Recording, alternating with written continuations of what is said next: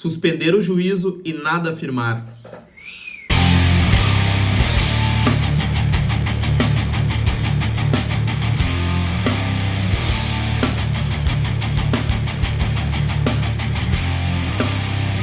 Salve rapaziada, bem-vindos ao nosso canal. João Gabriel, Vinícius Marques aqui para falar de filosofia. Esse é o canal Memento Mori. Antes de mais nada, se inscreva no nosso canal. Humildemente a gente está buscando aí chegar aos primeiros 100 inscritos, né? Uma metinha inicial. Legal. A gente tá com 68 inscritos, rapaziada.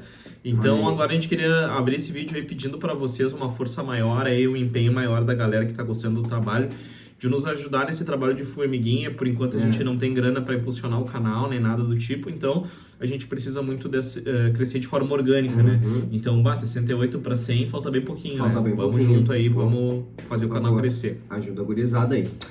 Também deixa o like de vocês aí, né? Pra valer esse nosso esforço, dedicação, porque a gente pesquisa muito para trazer esse tipo de conteúdo para vocês, tá?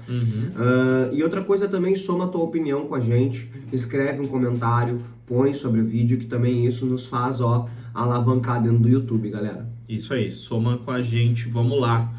E também a gente tem uma novidade aí, que a gente criou um Pix pro canal, que é o e-mail do canal. Então quem quiser, né, e puder apoiar o canal, além de compartilhando, curtindo e se inscrevendo, quem tiver vontade de fazer esse incentivo pra gente poder melhorar, de repente comprar um microfonezinho, tem umas coisas investir que em alguma coisa que a gente possa melhorar, né, do audiovisual do canal, ou de repente até comprar livros também, que é importante pra gente poder ampliar os nossos conhecimentos para trazer aí para vocês. Então a gente vai deixar o Pix aí, que é o e-mail contato canal Memento Mori, tudo junto, @gmail.com, e também tá na descrição aí do vídeo, então quem quiser mandar qualquer valor aí de incentivo pra gurizada, qualquer valor, muito bem-vindo. De 100 pila pra cima a gente aceita tudo. Então vamos lá. Vamos falar então do Pirro de Élida, ou Pirro de Elis, filósofo lá do século IV a.C. Ele é um dos filósofos do período helenístico.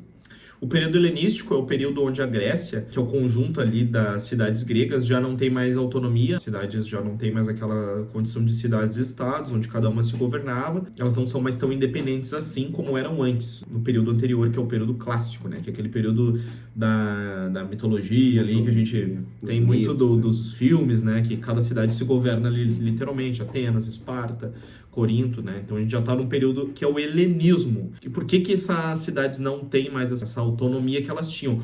Porque a Grécia foi invadida e dominada pelo Império Macedônico, do Filipe II. E a gente estava conversando aqui antes, a Macedônia ela faz parte ali do mundo grego. Porém é uma região um pouco afastada, mas eles são gregos também, né? Também se entendiam como gregos. Então o Filipe II e principalmente o filho dele, né? Que sucedeu o seu reinado, que a gente já falou dele aqui em alguns vídeos, o Alexandre, o Grande da Macedônia, Alexandre Magno. Então, Pirro vive nesse período do helenismo, que é um período de unificação no mundo grego. É isso aí, galera. Alexandre era o cara, né, galera? Bom, vamos lá. As cidades gregas, elas estão agora sob o domínio, então, do Império Macedônico. Então a filosofia, ela não vai mais discutir tanto a questão política, tá? Não vai mais discutir as questões críticas que Platão fazia à democracia ateniense ou que Sócrates fazia à democracia ateniense. Essas questões, elas vão ser deixadas de lado, porque agora não temos mais essa democracia, né, que nós tínhamos antes. Exatamente, agora Alexandre manda e o resto obedece. A ditadura, pô. Então existe uma posição imperial, e alguns desses filósofos desse período, inclusive, vão estar ali envolvidos, né? Vou pegar um matezinho aqui. Porque tá frio, rapaziada. Do Sul. A gente é aqui do Rio Grande do Sul e aqui tá frio pra caramba. Então, voltando ali ao assunto, então, existe uma posição imperial, né, nesse período, e alguns filósofos vão, inclusive, fazer parte ali da corte do Alexandre, como a gente já falou do próprio Aristóteles, que foi tutor do Alexandre, né? E o Pirro de Elis, ele é um desses filósofos que acompanham o imperador, né? Ele começa ali como pintor, a carreira dele, mas depois ele acaba indo pro lado da filosofia. É isso aí. Pirro de Elis, nascido então em 360 a.C., foi um influente filósofo grego da época, né? Amplamente reconhecido como o fundador do ceticismo pirrônico, uma corrente filosófica que defendia a suspensão do juízo como um caminho para a tranquilidade mental. Ou seja, né, hoje a gente vai aprender a não julgar. Não julgar, exatamente. Vamos lembrar isso aí, Pirro, ausência de julgamento, né? Esse é o ceticismo, né? Nascido em Elis, uma cidade na Grécia Antiga, a vida de Pirro ela é pouco documentada e ele próprio não deixou obras escritas. O que sabemos sobre a sua filosofia provém principalmente dos relatos dos seus discípulos, como Timon de Fliunte, e de filósofos posteriores que se inspiraram nas suas ideias, como o Sexto Empírico. E quem foi Timon de Fliunte? Nascido em 320 a.C., foi um importante filósofo cético grego, um poeta satírico, conhecido principalmente por ter sido discípulo de Pirro, né? 40 anos mais novo, né? 40 anos mais novo. Pirro nasceu em 360 e ele nasceu em 320. 40 anos mais novo. Era um guri, né? Que seguia Pirro, né? E filho de Timarco, Timon nasceu em Fliunte e antes de se dedicar aos ensinamentos de Pirro, foi aluno de Stilopon de Magara. No entanto, foi com Pirro que ele encontrou a base para a sua filosofia cética, né? O Timon é uma figura crucial para o conhecimento que temos sobre a filosofia de Pirro. E por isso a gente está abrindo esse parênteses gigantesco sobre ele aqui, né? Porque o vídeo não é sobre ele, mas é através dele, né, que a gente sabe do Pirro, porque o Pirro mesmo não deixou suas obras escritas, né? As doutrinas de Pirro são conhecidas em grande parte pelos escritos satíricos do seu pupilo Timon, que recebeu o epiteto de O Silógrafo, devido aos seus poemas satíricos chamados de Silói. Nesta obra, Timon criticava de forma mordaz outros filósofos a partir da sua perspectiva cética. Além dos Silói, Timon escreve outras obras, né, incluindo poemas, tragédias, sátiras e comédias também. Ele viveu grande parte da sua vida em Atenas e, segundo relatos, viveu em solidão, né, dedicando-se à escrita, falecendo ali por volta dos 90 anos de idade. Viveu bastante. Viveu pra caramba, né? Viveu pra caramba, é verdade. Bem fora do padrão pro período antigo, né? Timon de Fliunte não teve discípulos tão famosos quanto ele, mas o seu pensamento cético, especialmente através de Arcesilau de Pitane, influenciou os filósofos da Academia Platônica. A sua contribuição foi fundamental para a preservação e difusão das ideias do pirronismo. Agora que a gente já sabe quem trouxe a obra de Pirro até nós, vamos voltar para a história de Pirro. Inicialmente, Pirro teria se dedicado à pintura. Sua jornada filosófica começou sob a influência das obras de Demócrito e do contato com a escola megárica, por meio de Brizon, né, aluno de Stilopon. Uma experiência crucial na vida de Pirro foi a sua viagem ao Oriente. Né, ele fez parte da comitiva do Alexandre, né, que foi nas suas conquistas e foi até a Índia. O Pirro estava lá. Ninguém contou, ele estava lá, ele viu, lá, ele né? Tudo. Nessa jornada, ele teve contato com os gimnosofistas da Índia, né? Que eram filósofos que viviam de forma ascética e viviam nus, olha aí, né? Dedicados à sabedoria. E também ele teve contato com os, entre aspas, magos da Pérsia. Olha só, que baita aí. Esse teve contato com gente pra caramba, gente importante. Né? Essa exposição a diferentes culturas e filosofias parece ter moldado profundamente seu pensamento, né? Levando a uma vida de reclusão e a uma postura questionadora, né, em relação às certezas da vida. Com certeza. O Pirro, ele provavelmente foi um dos primeiros caras ali desse mundo heleno, né, helenístico, mundo grego, a ter acesso a essas culturas orientais. Então, ele com certeza isso expandiu o entendimento dele de mundo, né? Porque são mundos completamente diferentes, o ocidental e o oriental, né? Então, imagina a riqueza de informações que ele trouxe. E até me espanta ele não ter escrito nada. Porque com a quantidade de informações que provavelmente ele acessou, né? Influenciou muito da mentalidade dele, né? Com certeza. Não tem como não. Ao retornar a Elis, Pirro viveu de forma modesta, mas foi muito respeitado por seus concidadãos, e até mesmo pelos atenienses, que lhe concederam a cidadania. Que era uma coisa na época, tu ser cidadão era top. Ainda mais uma cidade que tu não nasceu nela, né? Verdade. Era mais difícil, né? Bem mais difícil, verdade. Antes de falarmos do que Pirro pensava sobre filosofia, é interessante vermos algumas passagens sobre o Pirro no mundo grego, que são escritas por outros filósofos, inclusive pelo próprio Diógenes, né? Que foi outro cara que viveu bastante, né? Sim. Se a gente parar pra pensar. Sim, Diógenes ao relento. Ao relento, é verdade. É verdade. Mendigo lifestyle viveu pra caramba. Então, inclusive pelo Diógenes, né, que a gente já tem um vídeo aqui no canal, se tu ainda não viu, depois de assistir Pirro, né, depois de assistir esse vídeo, tu vai lá na nossa biblioteca e assiste o vídeo do Diógenes, o cão. Isso aí. Para vocês entenderem um pouco do comportamento do Pirro e como esse comportamento vai influenciar na filosofia dele, a gente vai contar algumas histórias aqui da vida dele antes de falar exatamente da filosofia dele, né? A primeira história é sobre um amigo dele, Anaxarco, né, que tinha caído num pântano e estava se afundando. Ao ver Pirro passando lá perto, ele pediu ajuda para sair do pântano. Pirro se mostrou indiferente, passou reto, ele nem ouviu, ele só simplesmente andou. Pirro sabia o que estava acontecendo ali, mas ele passou reto. Isso tem a ver com a filosofia dele. Ele não ajudou, ele foi indiferente. No começo foi péssimo, mas depois ele foi considerado sábio pela sua indiferença ao mundo. Ele era um pau no cu, né? Foi um pau no cu. Não, foi um pau no cu. Ah, tá louco, imagina. Viu o cara morrendo? Foda-se. É isso aí. Morrer, eu não julgo, tá sofrendo, não, eu não julgo. Se vai morrer ou não, azar. A segunda história, ela é um pouco menos filha da puta, assim, digamos, né? Será que o YouTube vai cortar por causa do palavrão? O YouTube não gosta de palavrão, né? Não gosta. Agora a gente já falou. Azar. A gente não ganha nada aqui, ó. Vai tomar no cu, YouTube. Faz o pix aí pros guris não morrer de fome do YouTube, por favor. A segunda história, que é bem interessante também, é sobre um dia de tempestade, no qual o Pirro estava navegando, provavelmente ali no mar Mediterrâneo, e ele estava em um navio com várias outras pessoas. E devido a essa tempestade, o navio começa a balançar, né? E ninguém sabe o que vai acontecer. Eles pulam pra lá, pulam pra cá, gritam, se escabelam, ali rola um desespero geral ali na tripulação, né? Todo mundo em desespero. E ele tava ali bem tranquilo. O Pirro tava sereno, né? Indiferente à situação. Posturado, firmezinho.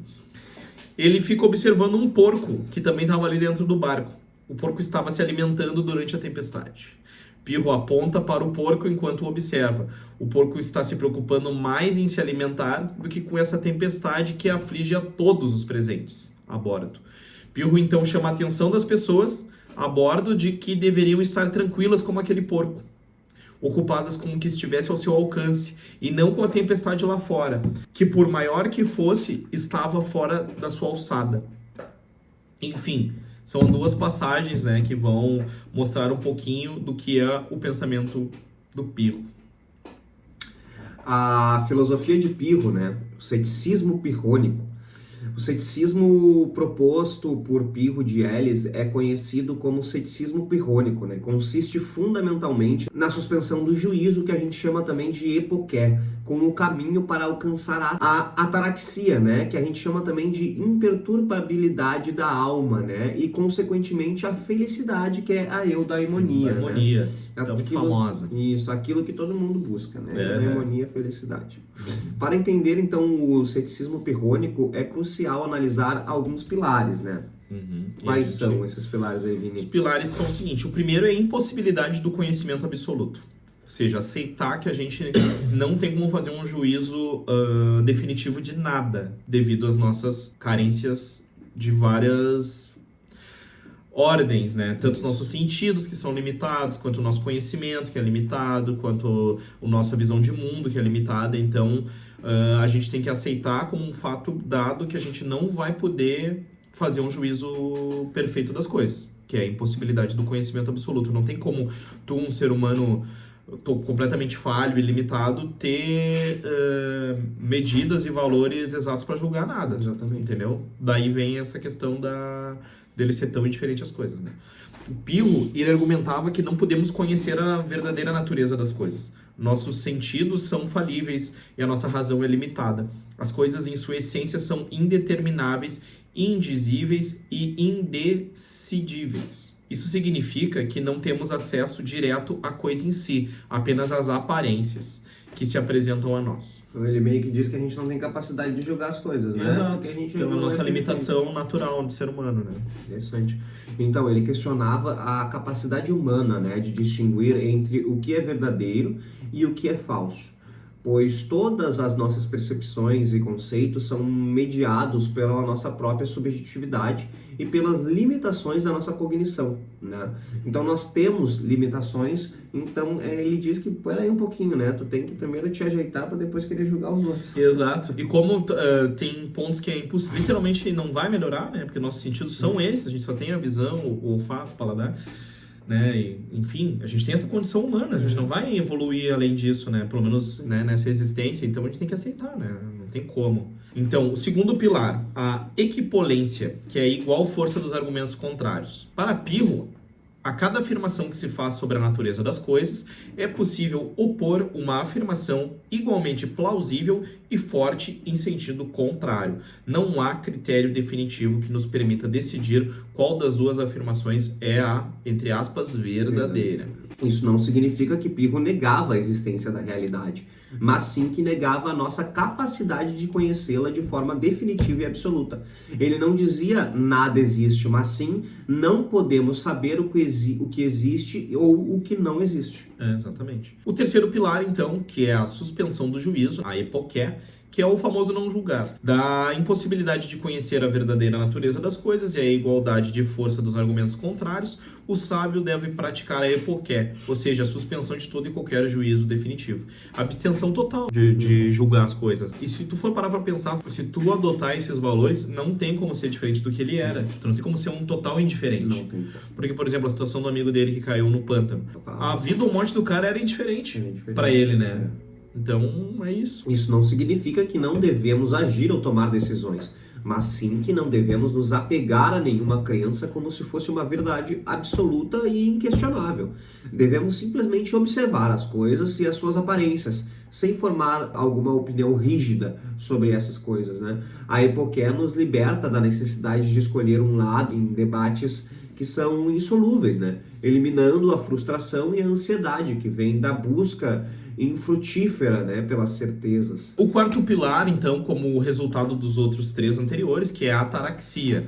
Ao suspender o juízo, o indivíduo se liberta da perturbação mental, que é a ataraxia, é o nome dessa perturbação, por isso que é ataraxia, né? Sem taraxia. O A antes ele significa ausência, né? Falando da palavra e tal. Essa perturbação mental é o resultado da busca incessante por verdades, pela preocupação em estar certo, pelo medo de estar errado ou pela ansiedade em relação às questões insolúveis da vida. Essa libertação leva à ataraxia, um estado de imperturbabilidade, tranquilidade e serenidade da alma. É um estado de paz interior, onde a pessoa não é mais perturbada por dogmas, opiniões ou o caos do mundo exterior, né? Ela fica tranquila. O resultado disso tudo é eudaimonia, né? Mais um pilar, aí o quinto pilar. A ataraxia, por sua vez, é o resultado para a eudaimonia, que pode ser traduzida como felicidade, florescimento humano ou bem-estar. E para Pirro, a verdadeira felicidade não reside na posse de bens materiais ou em prazeres externos, mas na paz de espírito que advém da suspensão do juízo. Em resumo, galera, o ceticismo pirrônico consiste em reconhecer os limites do conhecimento humano, aceitar a equipolência dos argumentos contrários, praticar a suspensão de juízo sobre a natureza intrínseca, né, das coisas, alcançar a imperturbabilidade da alma, né, que é a ataraxia, como resultado dessa suspensão, e encontrar a felicidade, que é a eudaimonia, na tranquilidade que advém da ataraxia. É importante notar que o ceticismo pirrônico não é uma negação da realidade, ou um convite à inação, a ficar parado, né? Pelo contrário, é uma forma de viver que busca a paz interior ao se desapegar da necessidade de certezas absolutas, ou mesmo de estar certo, né? Permitindo que a vida flua sem a perturbação dos dogmas e opiniões rígidas. Isso aí é meio parecido, né, com nosso amigo Diógenes, né? É. Realmente tem uma boa comparação assim, Sim. com ele. Uhum. A essência da filosofia de Pirro reside na suspensão do juízo, né, que é a epoqué. Para ele, o conhecimento absoluto e definitivo é inatingível, e a busca por verdades incontestáveis é uma fonte de inquietação e frustração. Pirro argumentava algumas coisas, né? Que coisas são essas? Não podemos conhecer a verdadeira natureza das coisas, nossos sentidos e nossas crenças são falíveis e podem nos enganar.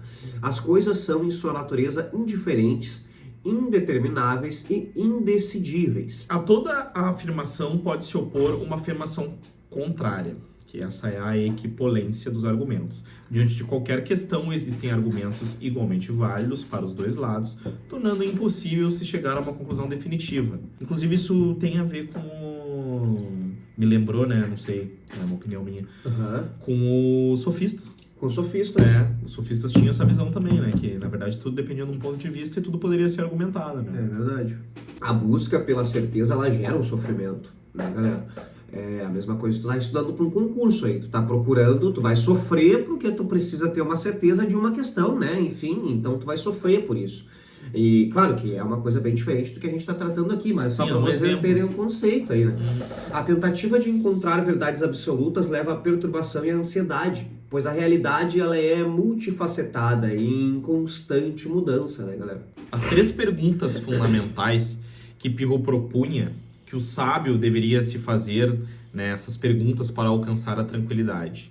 A primeira, o que são as coisas e de que elas são constituídas? Resposta, elas são indetermináveis e indecidíveis. Exatamente. A segunda, como estamos relacionados a essas coisas? E a resposta dele é, devemos evitar assumir posições definitivas sobre elas. A terceira, quais as consequências de nossa atitude? A resposta, o distanciamento do juízo leva à ataraxia. É o responsável, né? O Pirro é o irresponsável. A ataraxia, então, galera, o nosso objetivo final, né? O objetivo primordial da filosofia de Pirro era alcançar a ataraxia, que significa a imperturbabilidade, né? A ausência de perturbações da alma. Ao suspender o juízo e não se apegar a nenhuma crença ou dogma, o indivíduo ele se liberta das ansiedades, das preocupações causadas pela busca infrutífera pelas certezas. Essa tranquilidade mental, por sua vez, conduziria à eudaimonia, né, que é a felicidade, segundo Pirro. Pirro levava essa doutrina para a sua vida prática, supostamente não se desviando ou evitando de perigos. Ele era indiferente também a isso, aos perigos que ele mesmo corria na vida, né? Como a questão do barco ali. E nem mesmo reagindo à dor física, o que, embora sejam anedotas que devem ser interpretadas com cautela, ilustram a sua dedicação à sua filosofia, né? Isso eu acho muito legal, eu acho que a gente concorda com isso, que os filósofos práticos são mais interessantes, né? São, bem Porque mais. a gente gosta tanto dos estoicos, né? Com certeza. Os caras que botam ali a ideia deles a prova, né? A prova. E esse lance de corpo e alma eu acho muito interessante também, né? Esses caras que, Sim. tipo assim, aí ignoram a dor, que são os caras mais... São os caras casca grossa Claro, mesmo, né? Platão, Longos sim. Largos, o Isso, cara guerreiro. Eu acho irado. filósofo de verdade, né? Filósofo de verdade mesmo. Legado e a influência, então, de Pirro, né? O legado de Pirro de Elis é fundamental na história da filosofia, especialmente para o desenvolvimento do ceticismo. Suas ideias, elas influenciaram profundamente filósofos posteriores, como o Sexto Empírico, que sistematizou e documentou o pirronismo, tornando-o conhecido para as gerações futuras, né? Para esse vídeo está sendo feito. É uma cadeia de transmissão de conhecimento, rapaziada, da qual nós aqui somos só mais um elo e vocês são outro elo, e aí a gente vai disseminando, né? Ao mesmo tempo que a gente descobre, a gente compartilha, né? É verdade. Isso é o massa do ensinar e E o aprender. trabalho de vocês é dar o like no nosso elo aqui. Exatamente, compartilhar. Compartilhar. Então, o ceticismo pirrônico, que se contrapunha diretamente ao dogmatismo, que defendia a possibilidade de alcançar verdades incontestáveis, ao longo da história, o ceticismo de Pirro continuou a ser um tema central no debate filosófico sobre a natureza do conhecimento, a incerteza e a busca por uma vida equilibrada e serena.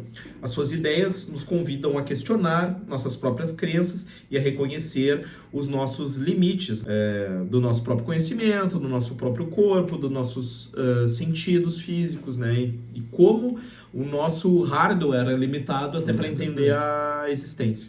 Bom, galera, finalizando o nosso vídeo então, mas eu vou pedir 3 coisas importantes para vocês aqui, né, que é fundamental para nós, que é o like, a inscrição, né, e o comentário. Quando se inscreverem, já ativa o sininho para vocês receberem as atualizações do nosso canal, quando sai vídeo novo, para vocês aparecer notificação para vocês aí, clicarem e já vão direto pro nosso vídeo ver esses 2 caras feios falando sobre filosofia. Exatamente, tomando um matezito aqui que tá gelado. Tá Estamos frio, num tempo né? gelado. Que pariu. E também, né, relembrando, agora quem quiser nos apoiar, pode fazer um Pix pro canal com qualquer valor, que vai nos incentivar a investir mais o nosso tempo, né? Porque a gente coloca bastante tempo aqui, então também é uma forma de incentivo, né? E também melhorar os nossos recursos, comprar livros, de repente comprar um microfonezinho de lapela para o áudio ficar melhor aí para vocês. Então também é interessante. Quem quiser, puder, desejar, né, se sentir feliz com isso, pode fazer a contribuição por nosso Pix, que é o e-mail do canal, contato canal Memento Mori, tudo junto, @gmail.com, que está aqui na descrição do vídeo, também pode copiar dali. E é isso aí, considerações finais, meu amigo João! Bom, a gente já sabe que é o seguinte, né, que ser irresponsável é bom. Isso aí, não julgue os outros. Acorda pra vida, cachorro! Criado na campanha em rancho de barro e capim, por isso é que eu canto assim, pra relembrar meu passado. O quarto pilar, que é o resultado dos outros todos. Desculpa, tá frio no sul. Tá frio pra caralho. Ah, depois eu faço esse cortezinho. Tem mais um.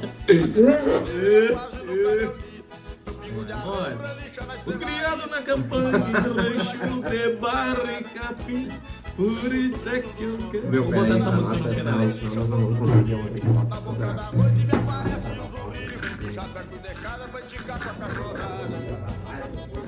Quer um Vic, meu?